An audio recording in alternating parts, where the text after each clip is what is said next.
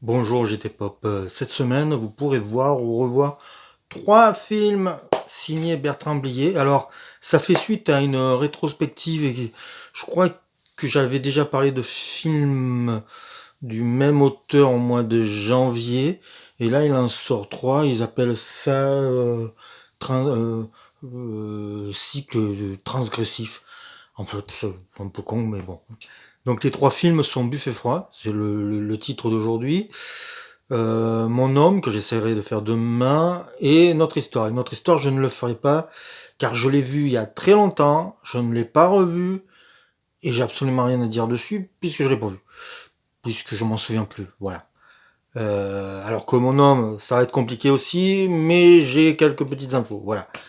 Buff et Froid, par contre, là, c'est un film de chevet que je regarde assez souvent et il faut dire pour quelle raison, c'est que c'est un film qui me fait extrêmement rire. Alors, Blier, quand il réalise Buffet froid, il vient d'avoir quelques honneurs. Il a eu le prix, l'Oscar du meilleur réalisateur avec Préparez vos mouchoirs. Et donc, euh, il a envie de faire un film tiré de ses cauchemars. Il a écrit le scénario en 2 semaines, c'est Buffet froid, hein, bien sûr, dont je parle. Les rêves, c'était qu'il était poursuivi par la police. Et il avait envie de faire un film avec Depardieu, plus plus le duo, mais tout seul Depardieu. Et il voulait l'affronter avec des vieux. Donc tout ça fait partie de sa réflexion et de ce qui est devenu le film. Et donc est arrivé, il a pu réaliser Buffet froid, qui est un chef-d'œuvre, si ce n'est son chef-d'œuvre. Moi, je pense qu'il y en a d'autres, mais bon, ça, ce n'est que mon avis. Donc, ça raconte quoi? Alors là, ça va être compliqué à raconter parce que ça démarre dans le RER, je crois, ou le métro.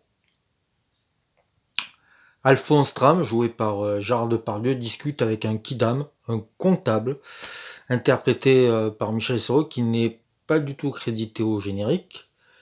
Et il discute, et à un moment donné, Depardieu sort son couteau. Il explique qu'il faut toujours avoir un couteau sur lui, et à un moment donné, il le pose sur une chaise pour le donner au personnage de Serrault, et le couteau disparaît. Un plan après, ou quelques plans après, Depardieu se promène toujours dans le métro et il retrouve le comptable, Michel Serrault, avec un couteau dans le ventre. Et c'est son couteau. Et ensuite, le film va, alors en premier temps, dégénérer dans une barre d'immeuble. Je crois que ça se déroulait à la Défense à l'époque où c'était pas terminé, donc l'action se situe là et la dernière partie se situera en campagne. Et à ce moment-là, il aura découvert un commissaire qui ne met pas les coupables en prison parce que ça les contamine. Et il rencontrera l'assassin de sa femme, joué par Jean Carmé. Et le commissaire, c'est bien sûr Bernard Blier. C'est un régal de bons mots. Les dialogues sont épatants. Ça tue, ça va vite.